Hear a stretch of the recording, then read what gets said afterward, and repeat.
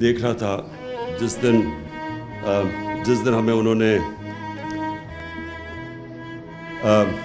میں یہ جب اپنے ادھر پرائم منسٹر ہاؤس سے اپنی ڈائری پکڑ کے جب میں گھر گیا تو میں نے اگلے دن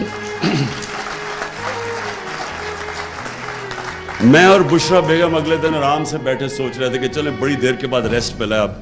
تو آرام سے ہم ریلیکس کریں گے، اور ہم شام کو رات کو بڑی دیر کے بعد فلمیں دیکھ رہے تھے، کوئی ٹی وی بھی دیکھ رہے تھے، تو ایک دم میں نے فون بھی نہیں میں دیکھ رہا تھا، اس لیے کہ جب میری تو زندگی گزری ہے نا اونچ نیچ میں، ہارتے ہیں تو آپ کیا ہوتا ہے، جیتتے ہیں آپ کیا ہوتا ہے، ہارتے ہیں آپ کے رشتہ دار بھی آپ سے منہ پھیر لیتے ہیں، جیتتے ہیں تو آپ کی ساری دنیا آپ کے پاس آ جاتی ہے، اور تو میں نے تو ساری زندگی یہ دیکھا ہے، تو میں نے سوچا کہ چلے آفس سے آ گئے ہیں تو آج بڑا کیا فائدہ فون دیکھنے کا، کیونکہ وہ سارے ہی خوش ہو رہے ہوں گے لوگ اندر سے جو ہمارے دشمن ہیں، تو ایسی میں نے فون دیکھا 11 بجے تک میں اس فون کے اوپر دیکھ رہا ہوں کہ پبلک سڑکوں کے اوپر نکلی ہوئی ہے،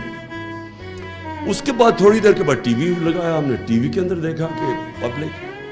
تو جو پبلک نکلی اس دن، میں آپ یقین کریں کہ ساری میری جو سٹرگل ہے سب سے زیادہ خوشی مجھے اس دن اس لیے ہوئی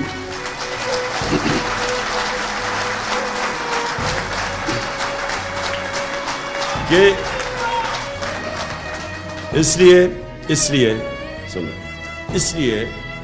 کہ دیکھیں کامیابی کیا ہوتی ہے، میرے لیے کامیابی کیا ہے، میرے لیے کامیابی پرائم منسٹر ہاؤس، میں یہ شاہ محمود کو کہتا ہوں کہ میں زندگی میں کبھی اتنی مشکل نہیں گزاری جو 3.5 سال میں نے گزاری، یعنی اتنا مشکل تھا وہ، کیونکہ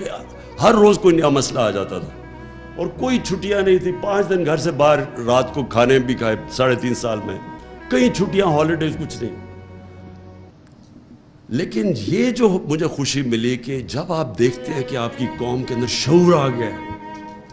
جب ایک ہجوم قوم بن گئی ہے، یہ مجھے خوشی ملی کہ دیکھیں پاکستان کو پتہ ہی نہیں کہ پاکستان کتنا طاقتور اللہ نے بنایا، ہمیں اپنی طاقت کا ہی نہیں پتا، ہم وہ لوگ ہیں جن کو سمجھ ہی نہیں ہے کہ یہ کتنی بڑی نعمت ہے یہ ملک، ہم وہ ہیں جن کے اندر کوئی کبھی سمجھ نہیں آئی نظریہ